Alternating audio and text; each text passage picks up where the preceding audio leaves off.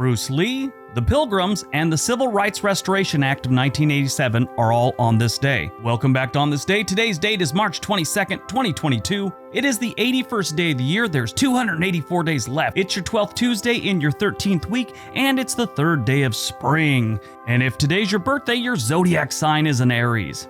Today is National Goof Off Day. I'm an expert at this. This is my day.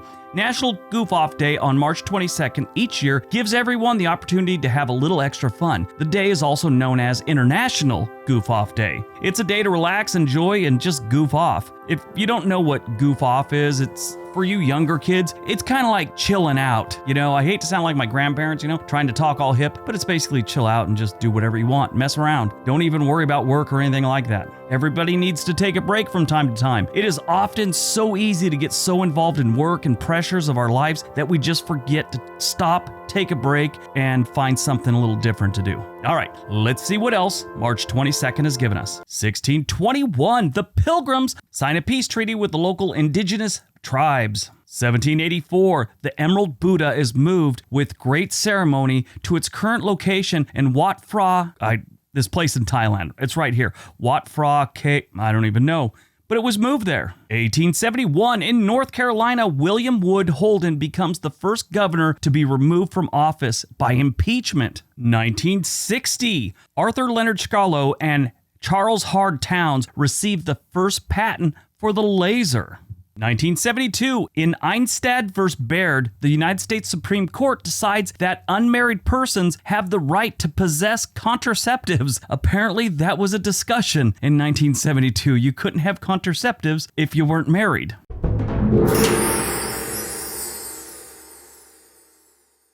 1988, the United States Congress votes to override President Ronald Reagan's veto of the Civil Rights Restoration Act of 1987. So on the surface, that seems kind of weird. Why would Ronald Reagan veto a Civil Rights Restoration Act? I mean, that doesn't make sense politically. If you dig a little deeper, you find that he had an explanation of why he wasn't doing this. He felt that it was infringing on the rights of different organizations, both private and religious. Now, that's what he said, and we could debate all day whether that's what his real motive was or whatever, but that's the official reason he gave for vetoing this. At a press conference, when asked his reasoning for this, I quote, "To ensure equality of opportunity for all Americans while preserving their basic freedoms from governmental interference and control." Now, if that's just the excuse he gave or there's some other reason, I'm not getting into all that. I mean, it was a long time ago, don't really care, but I just find it interesting that it seems like a really bad political move. Now, Reagan never had any problems getting elected, so I don't know if he just didn't care or what, but on the surface, it looks bad. And again, on the surface, the reasoning he gave makes sense too. In the end, the Senate got the votes they needed. It was actually 73 to 24, and they overturned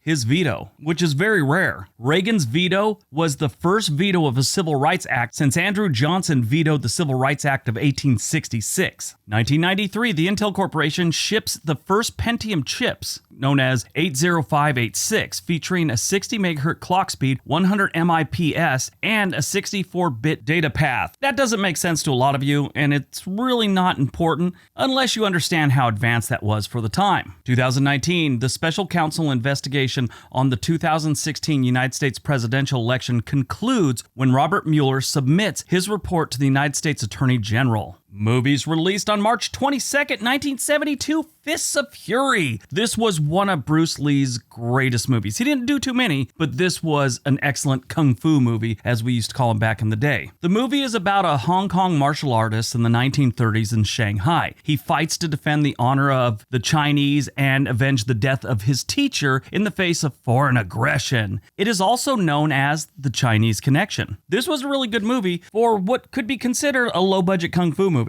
Born on March 22nd, 1976, Reese Witherspoon. She's had some great parts over the years. In Legally Blonde, she was in the movie called Election, which was great. She played in Fear with Mark Wahlberg. That was a great movie. But like I said, Election, Cruel Intention, Pleasantville, which was great, American Psycho, Best Laid Plans. One of my favorite romantic comedies, Sweet Home Alabama. If you've never seen that one, it is a good thing to watch. She was also in Just Like Heaven, which was okay. A lot of people really liked that one. I just thought that one was okay. But one of the ones you should see of Reese Witherspoon that not a lot of people know about, it's called Wild. The film is based on the memoirs of a woman named Cheryl who chronicles her hike across the Pacific Crest Trail following the death of her mother. From what I understand, it stays very true to the book. I never read the book, but the movie was pretty good. One thing I really appreciated about this movie was they kept her kind of real. I mean, she wasn't all glammed up. They didn't do her makeup every day. She looked like a woman that was hiking throughout the movie, which, I mean, she was hiking throughout the movie. They did a really good job of showing how she'd probably look if this was what she was going through. Anyway, she's a very attractive woman, great actress, and I love just about everything she's ever been in. Died on March 22nd, 2001, we lost William Hanna. Don't know who he is? He was the Hanna of Hanna-Barbera, which is the cartoon people. They did everything from the Flintstones to the Jetsons to Yogi Bear, the Pink Panther, Huckleberry Finn, Quick Draw McGraw, Johnny Quest, the Hair Bear Bunch, which I loved as a kid. I mentioned that before. The Banana Splits, Snugglepuss, remember him? He was like a ripoff of the Pink Panther. Butch Cassidy and the Sundance Kids, Shazam, which was great. Shazam, I should say, not Shazam. Spent many hours of my youth staring at their cartoons. During the 1960s, he had estimated that 300 million people had watched his cartoons. William Hanna died of cancer at his home in North Hollywood in California on March 22, 2001 at the age of 90. After his death,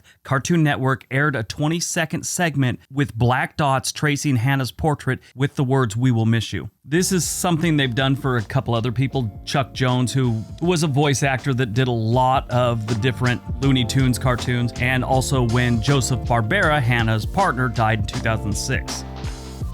All right, that's today's video. Hope you guys enjoyed it. Hope you got some information out of it. Now go out, have a productive day, and be nice to each other.